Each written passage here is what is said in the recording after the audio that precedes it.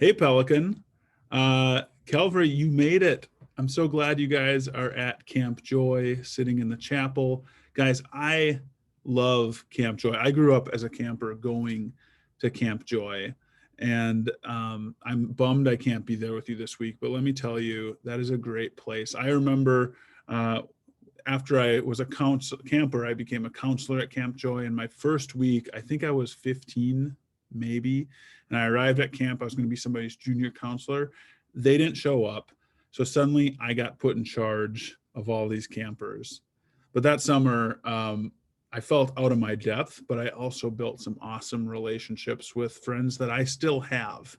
I remember going and praying with students at night in some of the cabins. I remember singing so many VeggieTale songs in the chapel that you guys are in right now. I remember the time that me and a couple other counselors thought it'd be a great idea to go out in a boat on a windy day, and we couldn't make it back, so a boat had to come pick us up. Not unlike what happened on a Calvary trip a couple of years ago. So avoid doing that. I remember the many times that I told campers that the reason that we don't want you to go out at night is because one time this girl, Isabella, wandered into the swamp, and now she lures kids into the swamp who wander around at night. She walks around in a glowing dress and says, "Come play with me," and beckons them into the swamp. So that may or may not be true. Try to stay in your cabins at night. Uh, anyway, there's a lot of great memories that I have at Camp Joy, and I'm excited because this week, some of you in the past, some of you in the future too, will be making awesome memories at Camp Joy and awesome memories during this Pelican mission trip. So I just hope you have a great week. I am praying for you, and as I stay home, expecting that a child will show up anytime now, maybe during this week, maybe after. Um, I will miss camp, but I will also be praying for you guys as you're there and as you're serving out in the community. Well, this week, you guys during this chapel time, it's not going to always be me. Actually, most nights, every night except tonight, is going to be someone in your midst sharing a talk. But tonight, I wanted to just share a little bit about what the theme of the week is, kind of the focus for the week, and just one big idea about that for the night as you start your week. And the theme we're focusing on this week, every morning during devotions and every night at chapel, is Awaken. And this theme came from a verse in Ephesians 5. And the verse specifically is Ephesians 5:14. But I want to read you a little bit more of the context. It talks about awakening. And so the question is, like, what are you awakening from?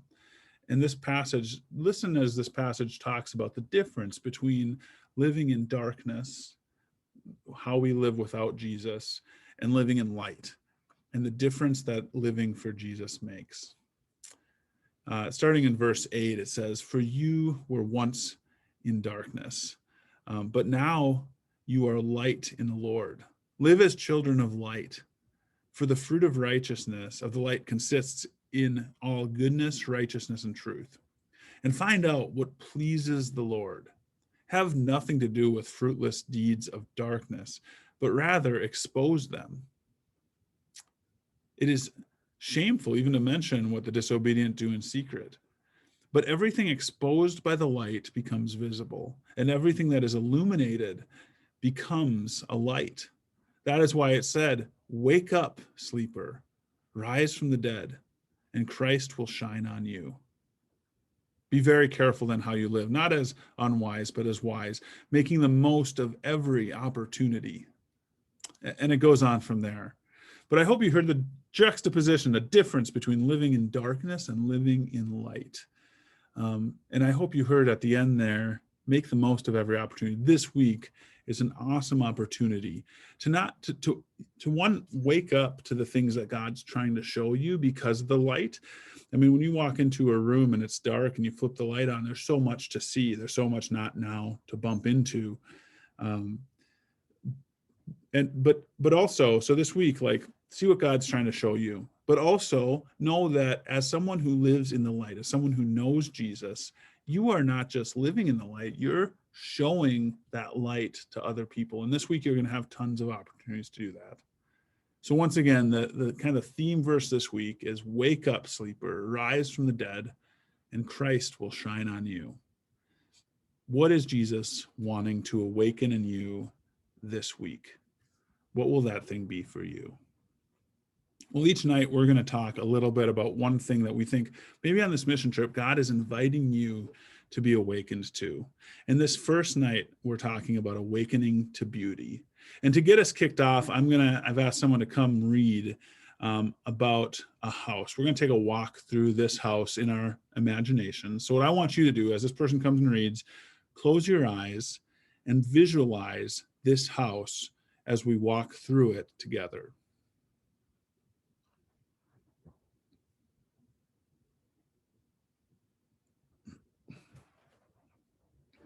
Okay, thanks for imagining this house and for sharing some descriptions. Obviously, this house that's described is in need of some renovations and cleaning out, right?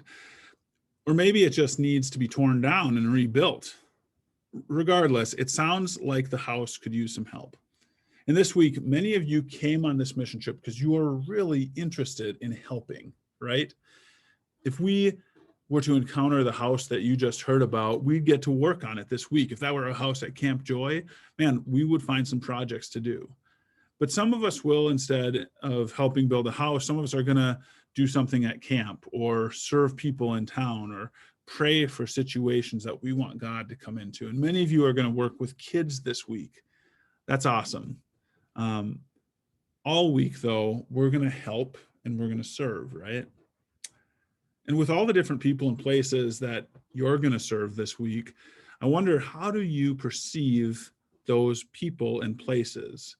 When you look at kids and families in this community, in the community of Pelican Rapids that you'll be going to tomorrow, how are you going to look at them? What will you see about them? And how would you describe them? What have you been wondering about them? What will you wonder? I think these questions are important to what we are setting out to do this week. Actually, important is even strong enough word. How we see other people is vital to what we do when we serve them. And I want to suggest to you this today. The way that you see others will either help or hinder your service. Again, the way that you see others is either going to help or hinder your service. Let me tell you why I think that. And how you can help your service this week by how you see others. We're going to start by talking about how Jesus saw people. There's this great passage, this great story in Mark 12, starting in verse 41. And I'm going to read you the first half of this story. Jesus is in the temple with his disciples, and they're just kind of watching people as they come in and go out. And there's people dropping some offering in the offering plate. And here's what happened. Jesus sat down opposite the place where the offerings were put and watched the crowd putting in their money into the temple treasury. Many rich people threw in large amounts, but a poor widow came and pulled out 2 very small copper coins worth only a few cents. And she put those in. Okay, pause the story. There's a few things that we can say already with some certainty about this woman that the Bible describes. The first is she is financially poor. She put in a very small amount that didn't compare with the financial contributions of the rich. The second thing we can pick up from this woman is she didn't have much social status. As a woman at that time and place in that culture, she would have relied on her husband to speak for her. But her husband's dead, so she doesn't really have a good voice in society or in her religious context in the temple. And since women didn't receive a religious education or serve as religious leaders, like, she was not like highly valued in that context of the temple. So the third thing that kind of goes along with the others is she didn't have a lot of power. No money, no voice, no place in society. She's probably just trying to stay alive and probably can't affect much around her. She's just kind of going about her life. And finally, she's an outsider. She's a woman, a widow, poor, no power, no voice. She seems to have very little to contribute to anyone, including this temple offering. So what I just described, I think, is how people in her day would have viewed her if they saw her. They would not have seen much value there. But even with all the things stacked up against her, here's what Jesus says about her. So continuing the story in verse 43. Calling his disciples to him, Jesus said, "Truly I tell you, this poor widow has put more into the treasury than all the others. They all gave out of their wealth, but she, out of her poverty, put in everything, all she had to live on." So instead of seeing what everyone else saw, Jesus looks deeper, and he basically said to his disciples, look, this woman who would be easy to dismiss, she has great value, and you all could learn something from watching her. Here's a few lessons that I think the woman taught through her actions. First one is be generous. She had almost nothing, and what little she had, she put into the plate. And that kind of generosity is pretty hard to find and really puts most of us to shame. I mean, how many of us put, 99 or 100% of what we have into the offering plate? We probably don't. The second thing I think she teaches is have faith. By putting all she had into the plate, she was risking starving to death or becoming homeless. She could have relied on her money, but by putting it in the offering, she was showing how much she relied and had faith in God. Imagine if we had that kind of faith. Imagine if you had that kind of faith. What would that look like? The third thing, worshiping God, that she taught people, is that we should worship God with all we have. By giving this offering, this woman was showing extreme reverence and submission to God. She was allowing her full income to become an act of worship to God. I think it's really sad that some of the people that same day, some Pharisees, maybe saw her and chuckled at her offering and ran after the more wealthy visitors to invite them back next week. What an injustice that people might have looked to this woman with pity as she walked home from the temple. Maybe on her way home, some do-gooder handed her a coin or a piece of bread, thinking how good of a person he was for this small kindness, not realizing that this woman, compared to him or her, this woman is a spiritual giant. And so noticeable that people like us would be talking about her 2,000 years later. And 2,000 years later, I think we still struggle with the same problem of seeing only the simplest details about people. We see the struggles, but we miss the strengths. We see the bad and we miss the beauty. But that's not the way it has to be. So Barbara was this woman somewhere in her 50s when I met her. And she lived in this little house on the peninsula between the Chesapeake Bay and the Atlantic Ocean in Virginia. And I spent the summer serving on the eastern shore of Virginia, leading mission trips each week. And that's how I first came in contact with Barbara. And one of the things we did was to help fix up Barbara's house. She had some mental disabilities that made it difficult for her to do basic things to care for herself and care for her home. But nonetheless, she lived alone a couple miles off the main highway. And saying her house was messy would be a big understatement. Dishes filled the counters, clothes filled the floor, garbage filled an entire room in the back, and cockroaches and rodents filled the walls. And each week of the summer, a new group worked on her house, helping make it livable again. But defining Barbara by her messy house would be this huge disservice to her, because although she had trouble taking care of herself, she used her words and her smiles to take care of other people every week that summer. Whenever we were there, she would just wander her house, walk around outside, just saying, thank you, thank you, thank you to each person who was serving. She would share hugs and smiles and tears every single week with those groups. And every Thursday we'd hold this community cookout, and if she could get a ride, she would come and talk to just about everyone.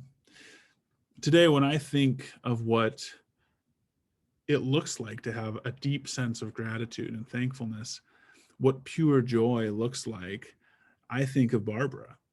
And I don't have any pictures of Barbara, but I can still see that smile in my head and her face. I mean, she was always smiling. This week, maybe you're going to meet people with physical needs like Barbara had, or maybe there will be social needs like education or relationships, or likely there's going to be spiritual needs like the need to introduce a person to God, a God who loves them and who cares for them and can help deal with their sin. But in the midst of recognizing real needs, I hope that you will also see the beauty in the people and places where we serve. There's two reasons that I know that there will be beauty. The first is that the people who you meet were made in the image of God. And that means there is good and the potential for good within them because God makes things good. And I know there will be good in the places we serve because we're not bringing God into this community. We're not showing up with God at Camp Joy or Castaway or Pelican Rapids. The reality is that God is already at work in those places, those communities, those people. But we get to come alongside the things that God is doing, and we get to take part in this already existing story that God is writing in those places. So this week, as we seek to love others, I'd invite you to awaken to the beauty that God has put in these people and places you will serve. When you open your eyes to God's beauty all around you, you're going to begin to see the world differently. We want to see like Jesus sees. We want to understand a bigger story. And you can do that this week. There's this author named Mark Yaconelli who I appreciate. And he has this book about slowing down to really see people and care for them. And one of the things he says is this. He says, if we see with the eyes of Jesus and we hear with the ears of Jesus, it won't be long before we begin loving with the heart of Jesus. When you open your eyes to the beauty that God's put in the people and places you serve, you are doing what Jesus did. And that will deepen your capacity to love like Jesus loved. So this week, I'm wondering, what will you open your eyes to? What will you choose to see in the people that you serve? Will you look past the struggle? Will you see their strengths? Will you look past those bad things to see the beauty that God has put there? As you think about those questions, I want you to take some time to walk back through that house that we started at the beginning. But this time, I want you to imagine it again from a perspective that chooses to see beauty and worth. And how is this experience like what you might choose to experience this week as you serve others? Consider how God is inviting you to see the beauty in those that you serve.